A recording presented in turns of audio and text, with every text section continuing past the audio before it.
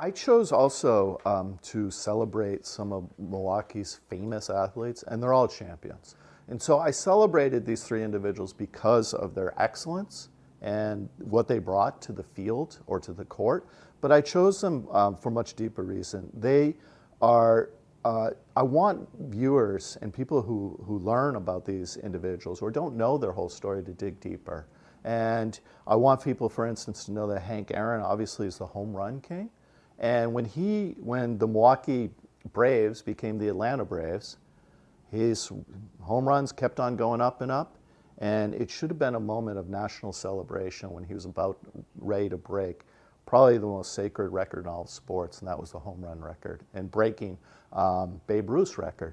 And he received mountains of death threats, hate mail. And when he actually broke the record, a fan ran onto the field, and the fear was the fan was going to attack him and not congratulate him.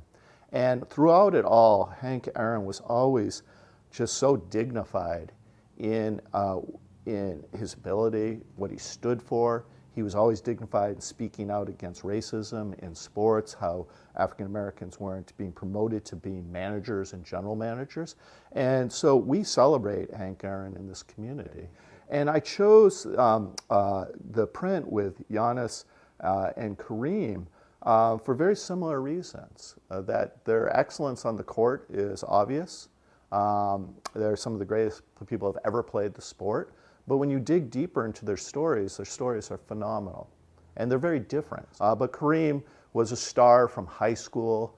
He was obviously one of the best college basketball players of all time at UCLA. He almost immediately became a champion when he came to the Milwaukee Bucks, but he was always outspoken. He was the epitome of an athlete who spoke out for justice. He was part of the Cleveland Summit in 1968, which was aligned with Muhammad Ali and standing in solidarity with Muhammad Ali, who spoke out against the Vietnam War. And today, to this very day, one of the great social critics and writers of our time is Kareem Abdul-Jabbar. And Giannis Antetokounmpo has one of the most remarkable stories. People in this community know it well. But he grew up undocumented in the shadows of Greece with the fear of deportation, his family, his entire childhood.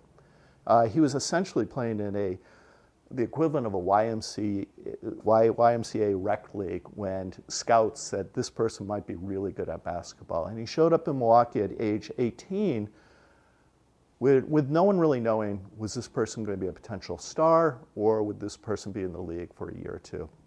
And he too has used his voice. He's marched in the city for Black Lives Matter marches. One of my favorite memories ever in Milwaukee is marching with the Milwaukee Bucks. You know, he's someone who loves Milwaukee. This person could play anywhere. He could play for New York, he could play for Los Angeles. He always says, Milwaukee's my town, it's humble, people work hard here, they get to work.